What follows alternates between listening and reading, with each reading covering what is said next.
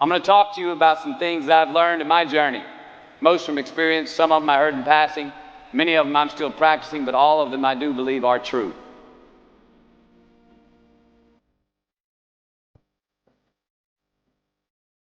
Life is not easy. It is not. Don't try to make it that way. Life's not fair. It never was. It isn't now, and it won't ever be. Do not fall into the trap, the entitlement trap, of feeling like you're a victim. You are not. Get over it. Get on with it. So the question that we got to ask ourselves is what success is to us, what success is to you. Is it more money? That's fine. I got nothing against money. Maybe it's a healthy family. Maybe it's a happy marriage. Maybe it's to help others, to be famous, to be spiritually sound, to leave the world a little bit better place than you found it. Continue to ask yourself that question. Now, your answer may change over time, and that's fine. But do yourself this favor. Whatever your answer is, don't choose anything that will jeopardize your soul. Prioritize who you are, who you want to be, and don't spend time with anything that antagonizes your character. Be brave, take the hill, but first answer that question, what's my hill?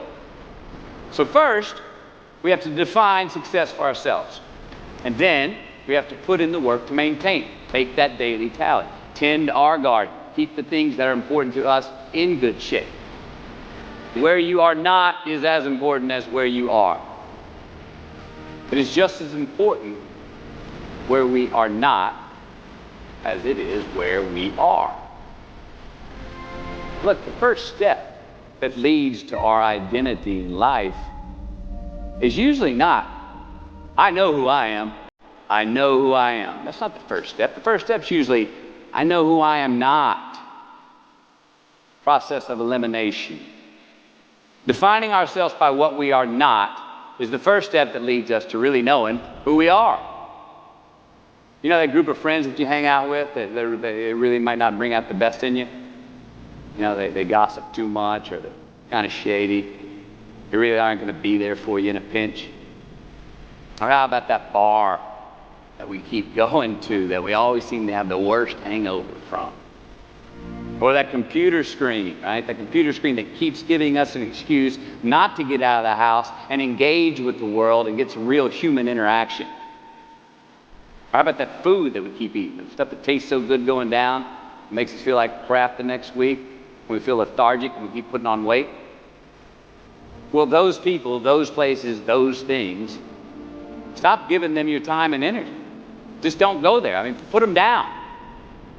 And when you do this, when you do put them down, when you quit going there, when you quit giving them your time, you inadvertently find yourself spending more time and in more places that are healthy for you, that bring you more joy. Why? Because you just eliminated the who's, the where's, the what's, and the when's that were keeping you from your identity.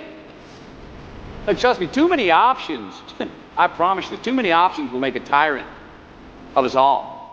All right, so get rid of the excess, the wasted time. Decrease your options. If you do this, you will have accidentally, almost innocently, put in front of you what is important to you by process of elimination.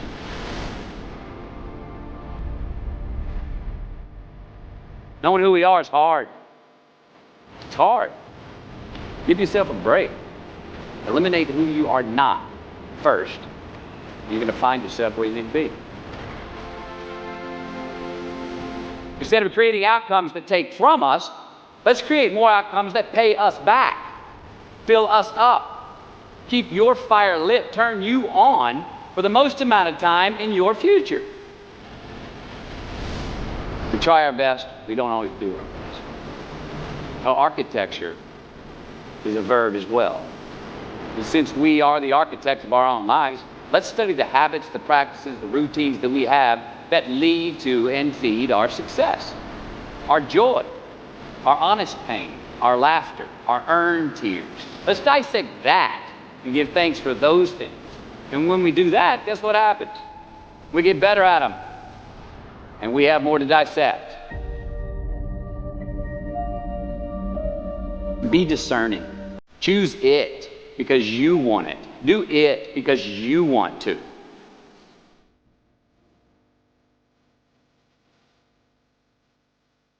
We're going to make mistakes. You got to own them. Then you got to make amends. And then you got to move on. Guilt and regret kills many a man before their time. So turn the page. Get off the ride. You are the author of the book of your life.